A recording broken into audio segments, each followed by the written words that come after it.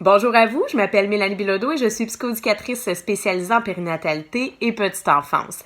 Alors aujourd'hui, je vous partage mon astuce quasi infaillible pour vous aider à gérer vos propres émotions lorsque vos enfants ont des comportements que vous considérez comme étant désagréables. Souvent, les parents vont me dire, c'est quand mon enfant fait une crise de colère, je ne sais plus comment me gérer moi-même, j'essaie de rester patient, j'y arrive pas, je deviens moi-même émotif.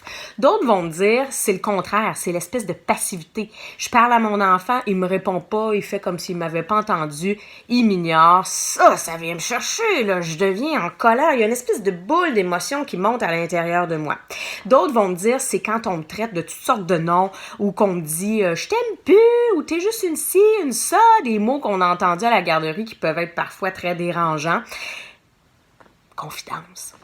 Présentement, chez nous, on est dans la phase gros caca. J'entends ça quelques fois par jour. Gros caca!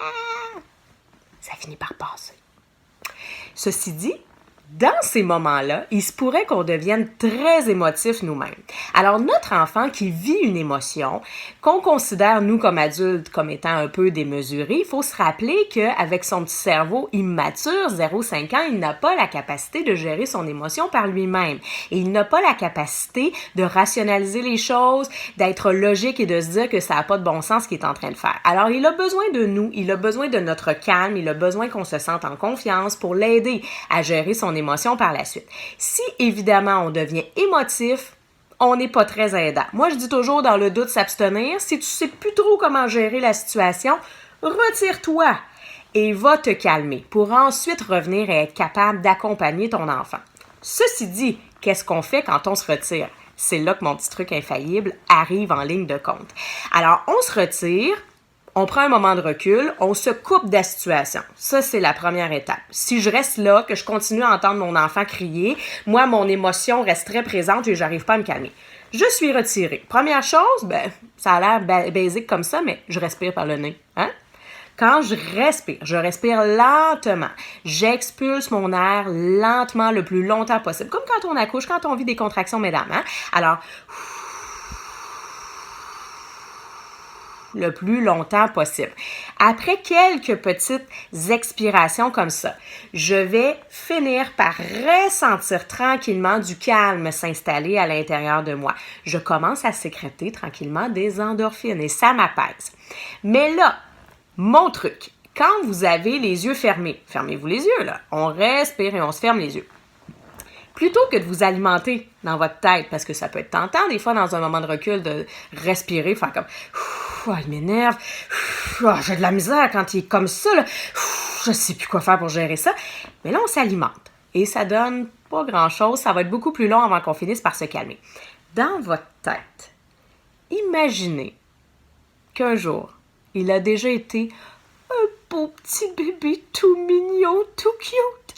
Repensez à ces petits moments-là. Accrochez-vous à un moment fort de sa naissance ou de l'époque où il était un tout petit bébé.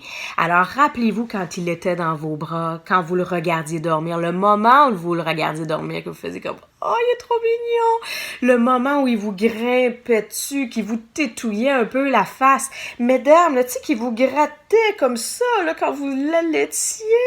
Repensez à ces moments-là. Focalisez juste là-dessus.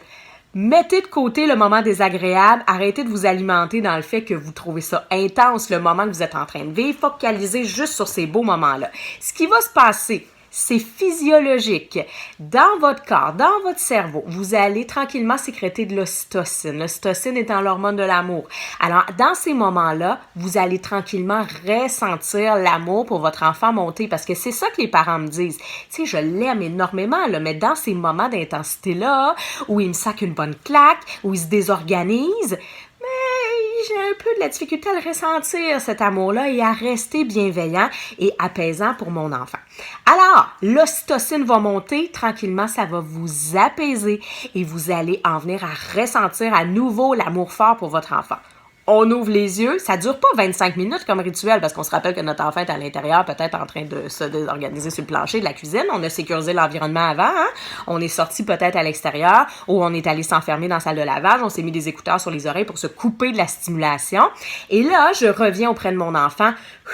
Je prends 3 grandes respirations.